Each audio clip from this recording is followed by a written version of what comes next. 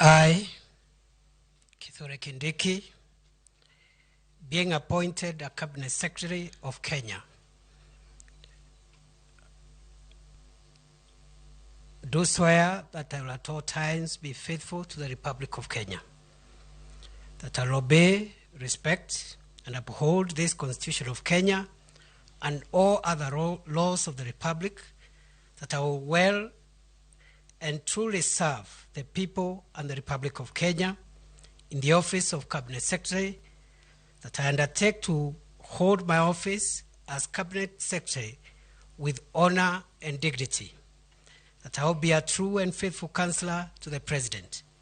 for the good management of the public affairs of the Republic of Kenya, that I will not diverge directly or indirectly such matters as shall come to my knowledge in the discharge of my duties,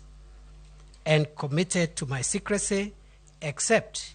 as may be required for the due discharge of my duties as Cabinet Secretary, that I will perform the functions of my office conscientiously and to the best of my ability. So help me God.